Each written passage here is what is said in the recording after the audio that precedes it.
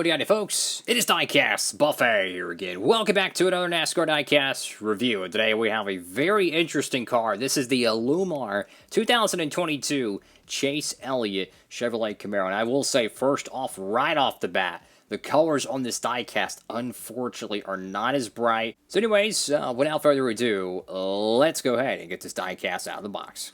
Alrighty folks, we're out of the good old box. This diecast review is brought to you by our friends over there at Circle B Diecast. That's where I got this car. You can too as well for all your Chase Elliott needs or anything you're looking for. Any orders $30 or more. So it's like 4 diecasts, 3 diecasts, give or take. You're able to get discounted shipping over there, guys, with the promo code Diecastbuffet. So without further ado, let's dive into this car here. So the orange and the red is not as bright as it was in 2021, which is disappointing, I'll be honest with you. And the blue is just a fraction subdued. It's not as robust, and the opacity is not full song, if you will. Which is kind of disappointing because this paint scheme is really, it is out there. It is out there. And I feel like having a bright, red and orange combination, a little bit of blue, it's probably the only way it's going to save this paint scheme. So let's dive into it. It's got a Llumar window film right there. Go to the front of the diecast. You have the teal number 9.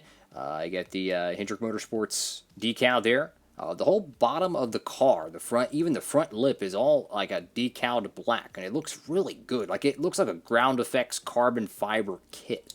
Reminds you of something you would see on like a Need for Speed game or something. So you go to the left side of the car. I love the wheels. As inconsistent sometimes they are, I really like the wheels. But this is the one thing that bugs me a lot. So the actual wrap of the car looks really cool. It's actually a geometric pattern. It's very modern, very, very just cutting edge stuff. But when you reduce the color of the the decals on this, it doesn't look good. I gotta be honest with you. You gotta have a bright red. You gotta have a bright orange. And then you take the side panel decal and you just put it right there in the middle. And you leave nothing on this portion. I don't understand. Like, you could have put Napa Auto Parts. You could have just used the word Napa or Auto Parts and used the white font. Like, they didn't have to just leave it completely blank like this. I don't know.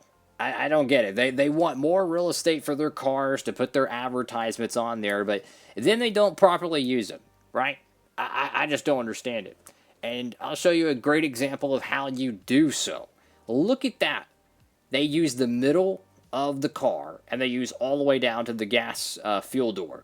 That is how you do it, guys. You take advantage of the whole panel of the race car. You don't just leave a gigantic open space here. To me, that's really goofy. You get the Valvoline decal there, Kelly Blue Book. This whole decal is a little bit stretched. Got Napa Auto Parts there, Llumar window film, A-Shock. They could have put A-Shock right there. They could have done anything, guys. Hooters, UniFirst. I got the number 9 right there, Cup Series, Goodyear.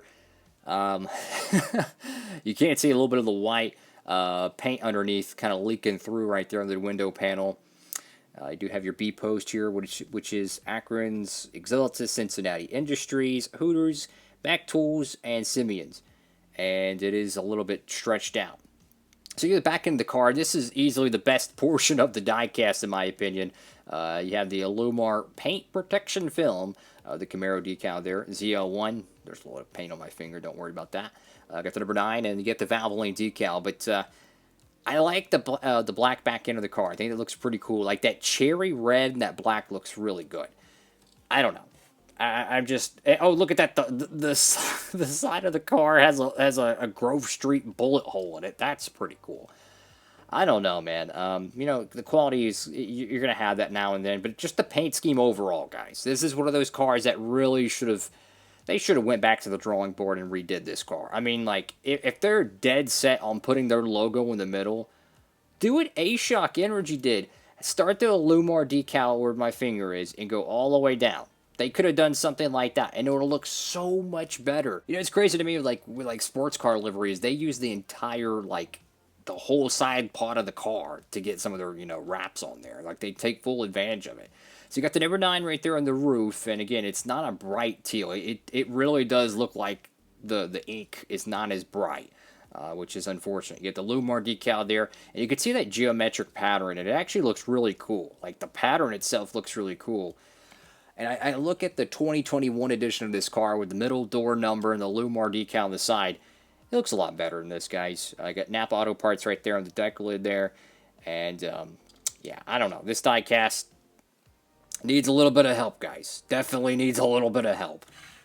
In my honest opinion, though, do I recommend this car? Well, honestly, though, if you're in the market for a paint scheme, and you can only get one car, I would not recommend this one. Get the Universe car, or go ahead and pick up, you could, just pre-order one of the Race to Win diecast, but I would pick up the Napa Auto Parts paint scheme. I mean, just look at this.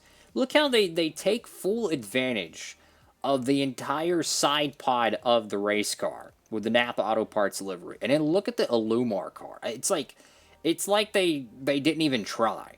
And I get it, sometimes it's not the designers. It's, whoever approves the paint schemes. But it's just like, it's easy to see which paint scheme looks better, in my opinion. They could have done the Llumar logo. They could have covered the whole side panel. They could have done a lot of different things. In my opinion, it is one of the worst paint schemes I have seen this year. A lot of people didn't like the 2021 edition of the Llumar paint scheme. I gotta be honest with you, I liked it because it was bright, it looked cool, and he parked it in Victory Lane, but they kind of butchered it with the 2022 edition of this car. I really think so. So I'm hoping for 2023 they just scrap it and go for a new look, because this is just, I don't know, guys. I mean, I'll say it once, I'll say it again. You could go on social media and you could find a designer who would make a paint scheme that looks 10 times better than this, and they would do it for free. I guarantee you. Like, I have seen some people's artwork, and it's unbelievable the race cars they can design. I mean, I'm talking like shadows and gradients and all kinds of amazing modern artwork that would work perfect on a race car nowadays.